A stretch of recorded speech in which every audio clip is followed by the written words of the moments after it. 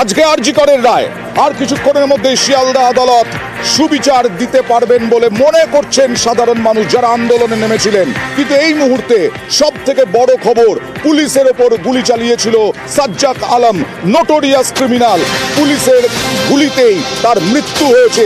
এখনো পর্যন্ত যা জানা যাচ্ছে, গত কয়েকদিন আগেই পুলিশ প্রিজন ভ্যানে নিয়ে যাচ্ছিল সাজ্জাক আলমকে। সেই সাজ্জাক আলম বাথরুমের নাম করে নামে প্রিজন ভ্যান থেকে, তারপরে আগ্নেয়াস্ত্র নিয়ে হামলা চালায় পুলিশের ওপরে। 2 পুলিশ কর্মী আহত হন, তারা শিলিগুড়ির নার্সিংহোমে ভর্তি। আর আজকে এনকাউন্টারে মৃত্যু হলো সাজ্জাক আলমের। কথা বলবো প্রতিনিধি চঞ্চলের সঙ্গে। চঞ্চল, আরো একবার নিউজ 18 বাংলায় যারা চোখ রেখেছেন তাদের জন্য জানতে চাইবো কি ঘটনা ঘটেছে।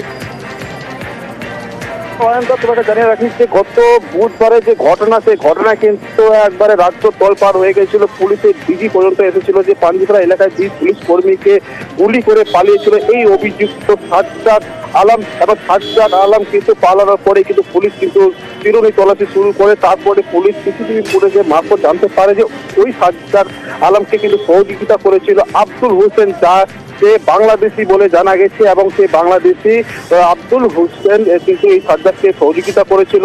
পুলিশের অনুমান ছিল যে এই সাজ্জাকই কিন্তু আব্দুল হোসেনই পুলিশকে সাজ্জাককে আগ্নেয়াস্ত্র দিতে পারে, এমনটা পুলিশের অনুমান ছিল। তারপরে পাঞ্জিপাড়া এলাকায় গুলি করে 2 পুলিশ কর্মী জখম হয়। সেই ঘটনায় কিন্তু সে পলাতক ছিল।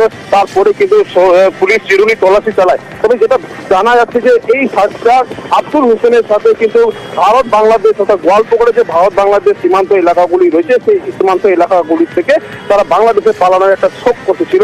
পুলিশ আজ পেয়ে কিন্তু গতকাল থেকেই চিরুনি তল্লাশি শুরু করে সেই সব এলাকাগুলিতে। তবে যেটা জানা যাচ্ছে যে আজ ভোর রাতে আর এই ঘটনাকে, চঞ্চল আসবো তোমার কাছে, এই ঘটনাকে রাজ্য পুলিশের ডিজি কিন্তু সহজভাবে নেননি। তিনি ছুটে গিয়েছিলেন শিলিগুড়ি নার্সিংহোমে আহত পুলিশ কর্মীদের দেখতে। এক এসআই আহত, শিলিগুড়ির নার্সিংহোমে ভর্তি। সেখানে গিয়ে দাবাং রাজ্য পুলিশের ডিজি কি হুঁশিয়ারি দিয়েছিলেন সেদিন, দেখুন। আমার শুধু একটাই মেসেজ আছে আমাদের সহকর্মীদের জন্য, আমাদের সকলের জন্য। দুষ্কৃতীরা যে গুলি চালিয়েছে, এটা আমাদের সকলের উপরে গুলি আছে, এটাকে আমরা ভালো জবাব দেব।